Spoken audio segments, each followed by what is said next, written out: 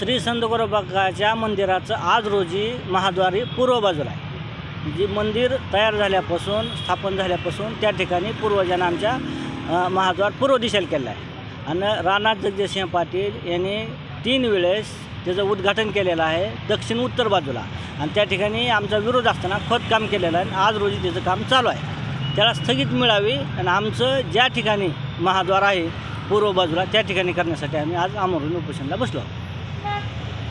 नेमकं म्हणणं काय आहे तुमचं? आमचं म्हणणं की आमचं महाद्वार पूर्व बाजूला जे आहे पूर्व बाजूला महाद्वार झालं पाहिजे। स्थापत्य अभियंत्याचा अहवाल वगैरे आहे का काय? नाही, कसा आहे अहवाल तो ज्या आधारे ते बांधकाम सध्या सुरू आहे? त्यांचं म्हणणं आहे की पुरातन विभागाच्या आणि वास्तुशास्त्राच्या नियमाला धरून आहे, पण आम्ही आज तिथं धर्मादायक आयुक्त जी प्रशासक आहेत सहाय्यक आयुक्त त्यांनी सांगितलेलं आहे की या ठिकाणी जुनं मंदिराची पूर्व दिशेला महाद्वार आहे, त्याच्यामुळं ह्यांनी पूर्व दिशेलाच करावं असं त्यांनी अहवाल दिलेला आहे।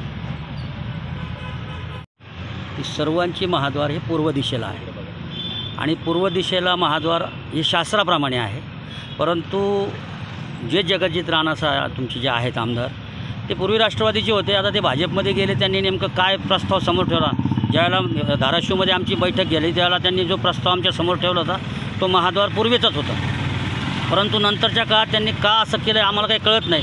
परंतु आम्ही आजच्या मुख्यमंत्र्यांनाही सांगितलं आहे, RSS संघाची धर्मशास्त्राप्रमाणे जी शाखा आहे त्यांनाही सांगितलं की तुम्ही शास्त्राप्रमाणे पहा की महाद्वार हे पूर्वेलाच असतं आणि पूर्वेलाच महाद्वार शास्त्राप्रमाणे व्हावं अशी अपेक्षा आमची आहे। राणासाहेब जे करतायत आता सध्या ज्याप्रमाणे ते दक्षिणेला करायचा त्यांचा जो प्रयत्न आहे त्याच्यात त्याला स्थगिती मिळावी आणि महाद्वार पूर्वीच्या जागेवरती त्याला शास्त्रोक्त कारण आहे, पुरातन विभागाने जो अहवाल दिला त्याप्रमाणे महाद्वार व्हावं अशी आमची अपेक्षा आहे।